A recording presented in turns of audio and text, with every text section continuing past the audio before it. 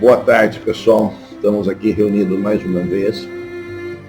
Eu, Otávio Mirtes, e hoje trouxemos um tema bastante interessante sobre as religiões desde os primórdios dos tempos até os dias atuais. O que aconteceu com essas religiões?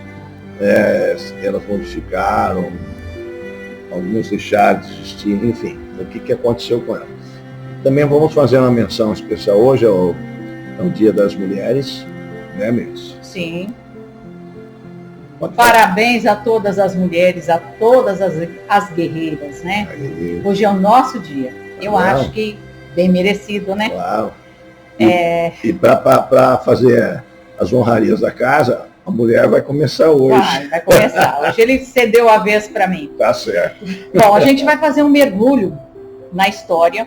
A gente vai lá atrás, nas civilizações antigas, buscar o que a gente entende de transferência religiosa e cultura que esses povos deixaram para a gente. Quais eram as suas crenças?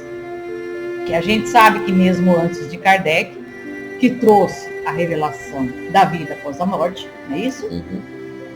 Com o Espiritismo e a sua codificação, a gente viu que alguns povos acreditavam na vida após a morte. Vamos a ele? E a vida continua.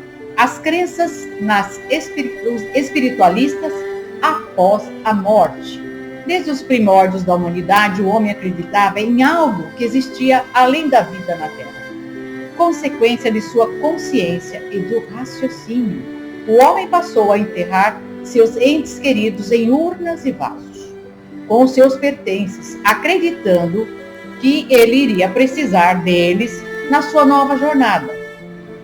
A crença no material e na imortalidade passou a fazer parte das suas culturas. Só a inteligência consegue traçar linhas inteligentes. Quem disse isso? André Luiz. Simplificando, toda coisa inteligente é proveniente de algum tipo de inteligência. Portanto, a vida, em sua complexidade, é proveniente de uma inteligência. E daí o despertar da consciência para algo superior na criação da vida. Olha aí. As religiões politeístas e monoteístas. A existência de algo superior levou o homem a acreditar em algo divino e criador, e que, de alguma forma, reagia à vida, dando-se início à ligação do homem com o divino. No princípio surgiram as religiões politeístas, povoados de divindade com características e poderes distintos, e depois vieram as religiões monoteístas. Então, a crença em diversos deuses e a crença em um único Deus, monoteísta. O Otávio vai explicar um pouquinho mais à frente. São exemplos de religiões politeísticas a antiga Grécia, Roma, Egito, Escandinávia, Ibéria, Ilhas Britânicas, África Ocidental, religiões africanas como o Urubá. As religiões eslavas, como as suas reconstruções modernas, como o Wicca, xamanismo, druismo, dodecateísmo, candomblé e ainda o shintoísmo. Olha que dificuldade, quantos nomes difíceis, né? Pois é. Agora, as religiões politeístas e monoteístas, qual que é a diferença? O monoteísmo é crença em apenas um único Deus. Tem que fazer uma diferenciação aí, porque tem um termo chamado enoteísmo. Isso é o seguinte, é quando há uma crença preferencial por um Deus, reconhecido entre muitos. Na verdade é um politeísmo, mas a pessoa escolhe um. Tem umas coisas mais ou menos no catolicismo, né? Eu prefiro aquele santo que o outro. Mas, só que é nesse sentido, mas o Deus do catolicismo ainda é Deus e é Jesus Cristo. É monoteísta, tá? É cristianismo. A divindade das religiões monoteístas o Deus é onipotente, onisciente e onipresente. Temos como exemplo do monoteísmo o cristianismo, nós acabamos de falar, Febeaí, o islamismo, o judaísmo e o zoroastrismo. São todos monoteístas. Tá? Depois vem o espiritualismo. O que é o espiritualismo? é uma crença que algumas religiões e doutrinas têm, que acredita nos espíritos dos mortos. Ok? Eles têm a capacidade de inclinação para se comunicar com os vivos. Então há um intercâmbio dos mortos com os vivos. A vida após a morte, o chamado mundo espiritual, é visto pelos espiritualistas não como um lugar estático, mas como um lugar no qual os espíritos continuam a evoluir. Então aquela história, morreu, está dormindo, para quem é espiritualista, ele não acredita nisso, porque a vida continua. Então ele continua estudando, trabalhando, com tarefas, tá? O espiritualista é dessa forma.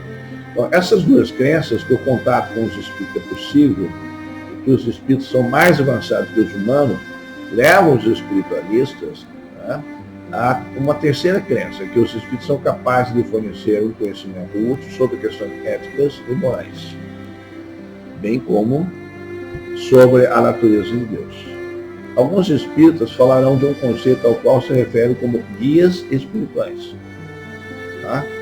Espíritos específicos, frequentemente contatados, que fornecem orientação espiritual. Então, isso é comum nas doutrinas e religiões espiritualistas, né? O espiritualismo, vamos lá, fale você, Mirtes. Bom, o espiritualismo, a crença de que o espiritismo kardecista é a origem do espiritualismo é errônea, pois, na verdade, Allan Kardec apenas codificou o espiritismo, sendo considerado o codificador do espiritismo. A crença em espíritos após a morte do corpo carnal, a comunicação com eles, vem desde a origem da humanidade, quer dizer, muito antes de Kardec, os povos antigos já acreditavam na vida após a morte. Então, não iniciou com Kardec, Sim, né? A partir da codificação, né? Apesar de serem interpretados no passado como bruxarias e vinculado a atos demoníacos, o que custou a vida de muitos médiuns executados de forma brutal.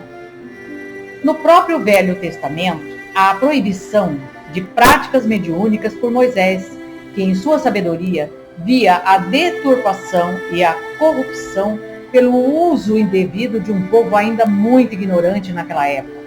Todavia, no século XIX, o Cristo possibilitou ao homem o aprofundamento do conhecimento sobre a espiritualidade através de Kardec, sendo a doutrina espírita considerada consoladora para a humanidade, devido às revelações apresentadas e que passaram a ser estudadas.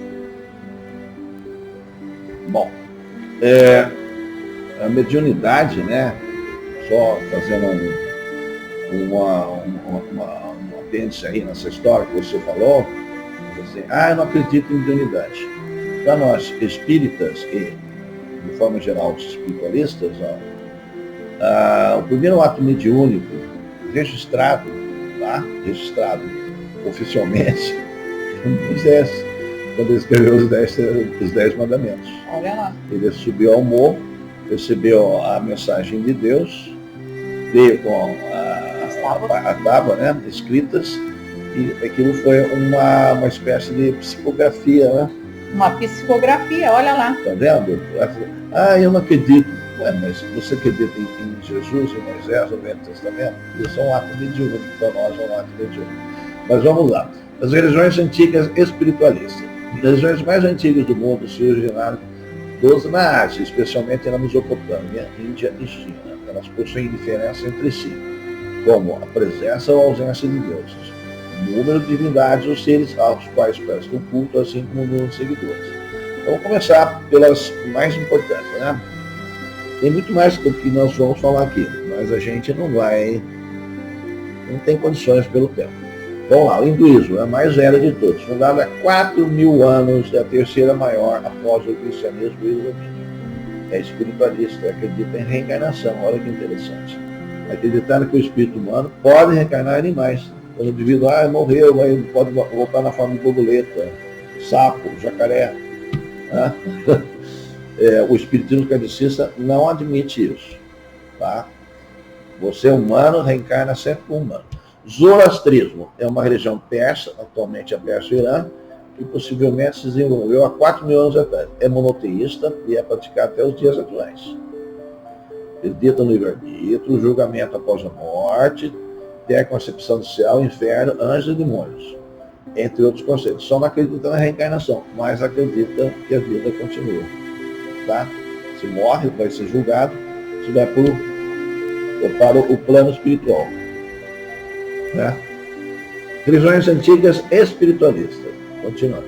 Judaísmo é a primeira religião monoteísta da história da humanidade, com mais de 3 mil anos de existência. Tem 15 milhões de seguidores e foi base do cristianismo e islamismo. Não é espiritualista. Tá? Não é. Jainismo surgiu na Índia no século VIII a.C. Influenciou tanto o budismo como o confucionismo. O jainismo prega um caminho espiritual de pureza e iluminação através da disciplina não violenta. É uma das 3 mais antigas religiões indianas, ainda praticada hoje. É reencarnacionista, acreditando no karma. Tá? Por isso que o budismo acredita no karma, na reencarnação também. Confucionismo, aí tem umas controvérsias. Eu acho que é uma filosofia de vida, não uma religião. Nós vamos tratá-la dessa forma assim. Nasceu no século VI a.C. O confucionismo logo se espalhou pela Ásia e continua a influenciar a vida de milhões de pessoas até os dias atuais. Diferentemente do que se pensa, o Confúcio não foi o fundador do confucionismo. É uma filosofia de vida e não tem missões de vida após a morte. Não fala. Assunto encerrado. Né? Religiões antigas espiritualistas. O budismo começou em 500, né? Antes de Cristo, surgindo 100 anos antes do taoísmo. Seu fundador foi Siddhartha Gautama, né? Um jovem príncipe de Lumbini, hoje parte do Nepal. Segundo a lenda, o pai de Siddhartha queria protegê-lo de qualquer tipo de sofrimento. Por isso, escondia os doentes e idosos da sua presença. Espiritualista e reencarnacionista. Olha lá atrás, antes de Cristo, já acreditavam na reencarnação e eram espiritualistas, né? O taoísmo nasceu na China há 2.400 anos atrás e foi reconhecida como religião durante a dinastia Tang. Não há um fundador oficial e ela se desenvolveu fora da religião natural chinesa, Zhang Daoling. Ainda que não seja o fundador, organizou os ensinamentos na escola que formou em busca de disseminar o taoísmo em 142 a.C., politeísta e busca da perfeição para a imortalidade da alma. Só uma correção, é taoísmo. Taoísmo. Não é taoísmo, é taoísmo. Taoísmo. Vem de Tao. Tao. Ela é muito importante, essa religião, viu? Nos povos da Ásia. Na religiosidade dos povos incas mais astecas. Tem, claro. Muito religiosa. A religião inca era politeísta, com deuses baseados nos elementos da natureza. A política inca era imperial e teocrática. O imperador era tido como descendente direto do deus Sol, Inti, o que lhe garantia poderes absolutos e caráter divino. Na religião asteca, Deus Sol, Deus Lua, Deus Trovão, Deus Chuva e também uma serpente emplumada que simbolizava uma deusa. O sacrifício humano era algo extremamente importante, pois era uma ferramenta que eles acreditavam ser necessária para manter os deuses satisfeitos e o sol brilhando. Olha o que eles acreditavam. Os sacrifícios astecas aconteciam a partir da retirada do coração humano. Nossa. Né? Brutalidade, né? Os maias ocuparam Guatemala, Honduras e algumas partes do território do México, por volta de 250 a 900 da nossa época. Sob o comando de sacerdotes, astrônomos e matemáticos, dedicavam ao estudo do tempo e dos acontecimentos celestes. Conheciam o movimento do Sol e da Lua, de Vênus e de outros astros. Possuíam templos piramidais, observatórios celestes, praças cerimoniais para a adoração de seus deuses e um complexo sistema de contagem do tempo, considerado o mais perfeito dos calendários criados pelo ser humano. Isso naquela época. Você viu o avanço que eles tinham de certos conhecimentos da ciência, porém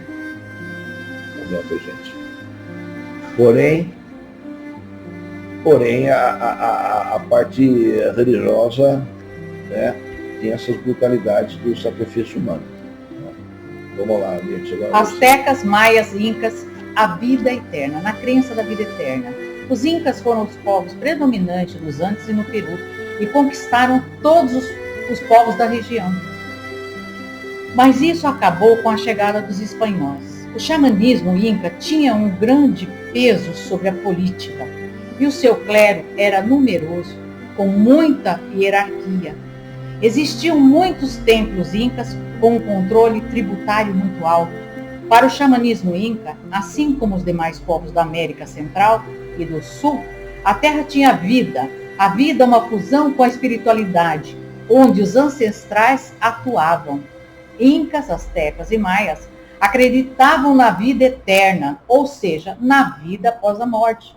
Então, esses povos antigos já tinham esse conhecimento, porque eram um povo altamente, intelectualizados, mas materialistas, digamos assim, muito presos à matéria. E o espiritismo? Agora vamos lá. O que tem a ver? Vamos falar de espiritualidade, falando de monoteísmo, politeísmo. Né? O espiritismo, que é a minha doutrina filosófica e religião, que a religião do espiritismo é o cristianismo, que eu e a Mirth adotamos, ele foi criado por Allan Kardec. Na verdade, ele é um codificador, tá? Ele foi um autor, escritor e educador francês, codificou as obras básicas do espiritismo.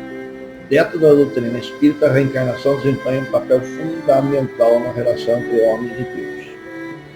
Para os espíritos, a volta do espírito nasce em um outro corpo físico e em um diferente contexto, uma nova família, até mesmo em diferentes nações, é a maneira como se dá a evolução e o aprendizado do espírito.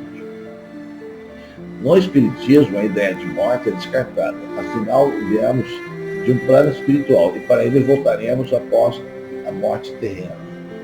Nessa relação está sustentada a justiça divina, pois quem pratica o mal recebe a oportunidade de se tornar um espírito melhor, por meio de inúmeras reencarnações. Todo esse caminho evolutivo é guiado pelos chamados espíritos de luz, os quais são espíritos mais evoluídos e preparados para ajudar. O espiritismo é uma doutrina cristã, ao contrário do que muitos pensam, pois segue os ensinamentos de Jesus Cristo presentes na Bíblia. Os adeptos dessa doutrina se orientam a partir dos ensinamentos do Evangelho em busca de uma reforma espiritual e do desenvolvimento do espírito humano. Então, na verdade, há uma distorção do espiritismo pelas pessoas que não o conhecem. Eles acreditam que o espiritismo não é uma religião cristã. E, na verdade, a base nossa religiosa é cristã. O espiritismo é uma doutrina. Você tem a parte filosófica, a religião que é cristã, é chamada ciências espíritas, que a gente estuda os espíritos, os meios de comunicação, mediunidade, enfim, uma série de coisas. E para concluir a nossa conversa aqui de hoje, então, desde o nascimento da humanidade, quando o homem era mais instintivo e menos racional, o seu lado místico já existia. Né? Pois acreditava que havia uma coisa a mais do que a simples vidinha que ele levava, tem alguma coisa além daquilo. As primeiras adorações foram para os elementos da natureza. Depois vieram os deuses, que é o politeísmo, e um único Deus, o monoteísmo. Então, o monoteísmo, na verdade, é uma evolução, dependendo do ponto de vista que você encare. Então, o homem vai caminhando para um Deus só. Tá? Lá no início era um universo. Então, pega os elementos, Sol, Lua, etc. Depois ele vai caminhando para um único Deus. Quando entrar no chamado progresso moral e espiritual, necessidades morais suplantarão as necessidades materiais. As guerras desaparecerão e o bem prevalecerá sobre o mal. Até agora, ignorou que o papel capital pertence ao espírito, viu os efeitos, mas não conheceu as causas. Razão porque durante tanto tempo extraviou-se nas ciências, nas suas instituições e nas suas religiões. O espiritismo, ao ensinar a participação de elementos espirituais em todas as coisas do mundo, amplia o seu horizonte e muda o curso de suas ideias.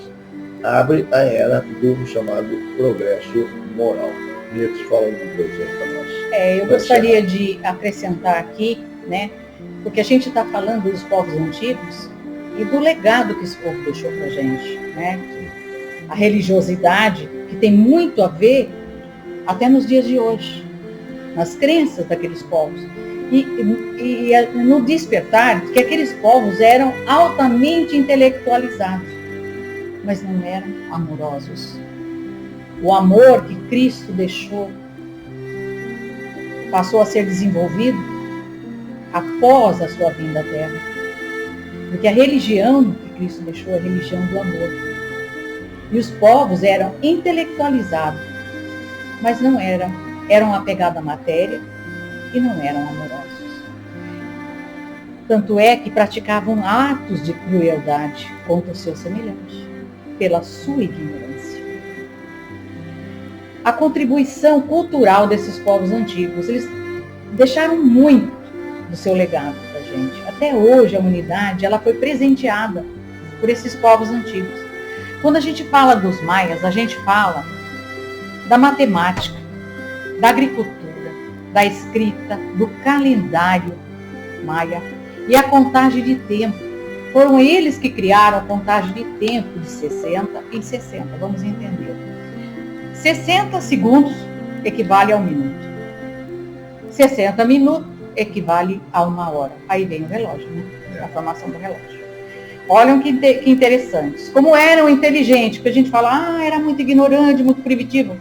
Altamente intelectualizado. Os gregos trouxeram e deixaram a sua herança a arquitetura, a filosofia, a linguagem, a escrita, a política, a democracia, artes em geral e jogos olímpicos. Olha lá. E os egípcios? O papiro, os hieroglifos, não é isso? As escritas, né? E depois, né, se escrevia na vertical, não é isso? E depois passamos a escrever na horizontal, através dos sumários, que é sumérios, que são a escrita cumiforme. Eu sempre troco, gente. De vez em quando eu troco as bolas. E também a gente tem a contribuição lá do Japão, né? Obras literárias, herança deles. Artes com cerâmicas, né? Artesanatos com esculturas. E o primeiro clássico, o primeiro romance que se viu falar. Olha que legal, né? Bom, sabemos que Kardec codificou o Espiritismo em 1857. Nós estávamos falando desse povo antigo antes de Cristo. Civilizações que hoje estão extintas, já não existe mais, né? Só os seus descendentes, vamos dizer assim, né? E esse foi o legado deixado por esses povos. Então a gente não pode esquecer que a gente teve uma contribuição muito grande, tanto religiosa como de cultura desses povos, que deixaram toda essa informação que nos deu apoio para que fôssemos evoluindo cada vez mais. Então a gente vê a evolução do ser humano lá atrás, na religiosidade, nas suas culturas, tudo que eles trouxeram para o avanço da humanidade de conhecimento. Nós não podemos esquecer a sua contribuição, o legado deixado por eles. Então, o que a gente queria trazer hoje para vocês era essa situação dos povos antigos e a comparação com o dia de hoje.